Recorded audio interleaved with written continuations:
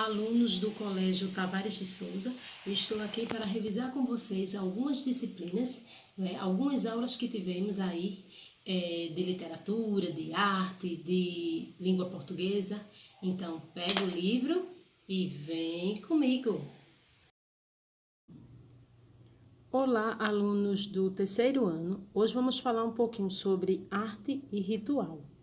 Também foi assunto que já estudamos em sala de aula. A gente viu que as primeiras manifestações são as manifestações, as pinturas rupestres.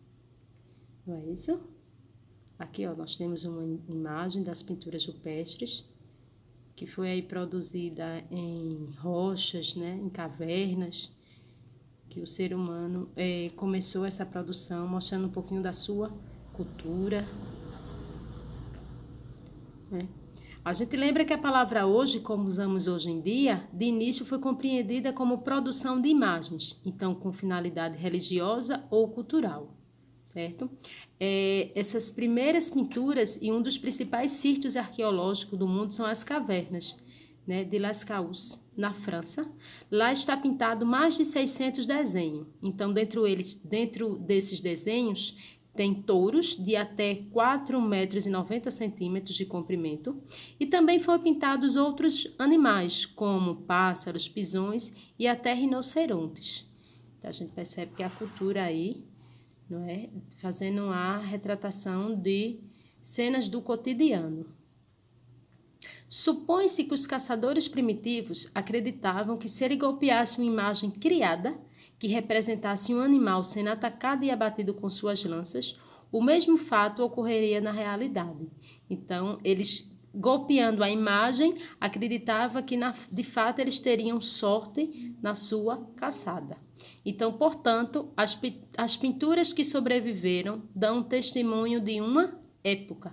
A gente percebe que retrata aí, traços realmente do cotidiano daquelas pessoas.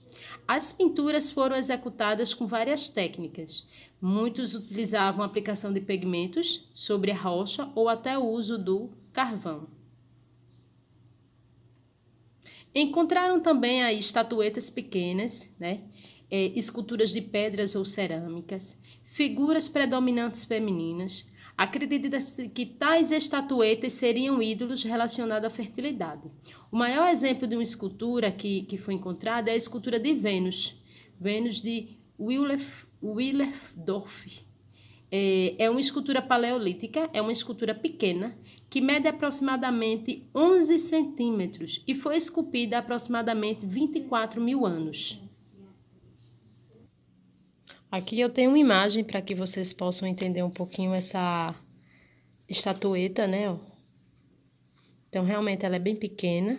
A gente percebe aí o formato, como ele descreve aí, predomina as figuras femininas com a cabeça surgindo como prolongamento do pescoço, seios volumosos, ventre saltando e grandes nádegas. Então, aí é realmente como se representasse um símbolo de fertilidade.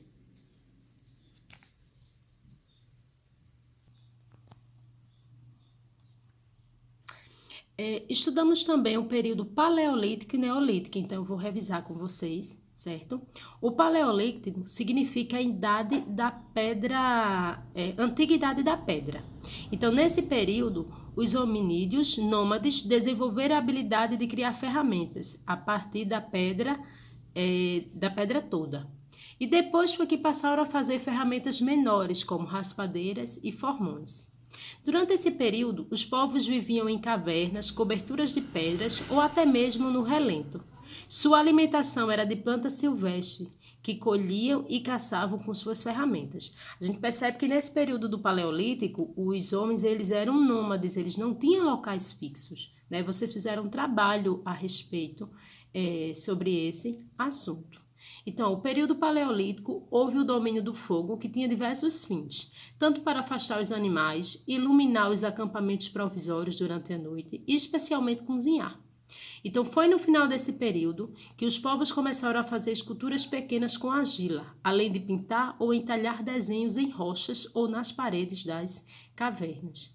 Então, a gente percebe aí que houve aí o domínio do fogo, principalmente para cozinhar, porque até então eles não comiam nenhum alimento cozinhado, então isso aumentou até a perspectiva de vida deles, né, através do cozinhar os alimentos, principalmente a carne, certo?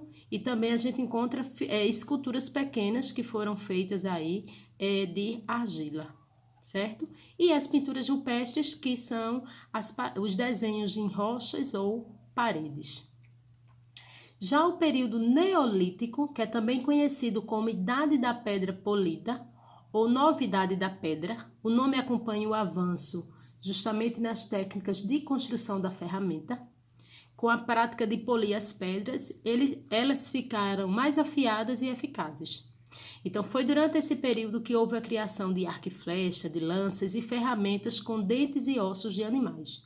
A gente também percebe que nesse período do Neolítico ele deixa de ser nômade, né, pessoal? É um período aí significativo.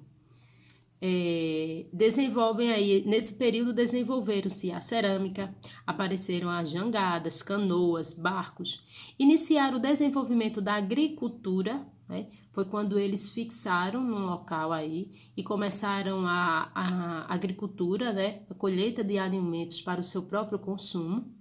Começaram a se fixar em aldeias, a domar animais e aprenderam a fazer tecido e a fabricar cesto. Entretanto, o modo de vida do período neolítico teve um desenvolvimento desigual ao redor do mundo. Então, em vários lugares, o neolítico não foi aí simultaneamente, né? Teve momentos em que ainda estavam aí no período paleolítico e o neolítico já estava aí um pouquinho mais avançado. Quando falamos da arte rupestre no Brasil, existem vários sítios arqueológicos com registro dessa arte rupestre no Brasil. Então, os sítios arqueológicos brasileiros possuem datação que varia de 10.000 anos antes de Cristo a 2.000 antes de Cristo. Estado aproximadamente, né? Então, o maior deles encontra-se na Serra da Capivara, no estado do Piauí, onde a gente encontra aí pinturas rupestres. De maneira geral, os desenhos rupestres no Brasil possuem representação de animais e cena de luta. Eles indicam também cena de rituais, como os rituais de fecundade, e contém até mesmo aí inscrições geométricas. Aqui a gente pode denominar alguns locais que tem a elaboração aí, que a gente encontra o registro das pinturas rupestres, certo?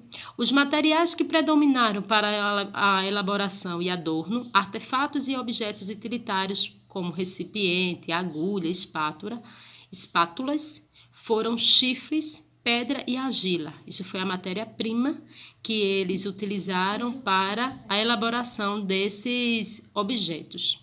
Nós encontramos, os pesquisadores encontraram registros rupestres em alguns locais, como o Parque Nacional Serra da Capivara, em São Raimundo Nonato, no Piauí. No Parque Nacional Sete Cidades, também no Piauí.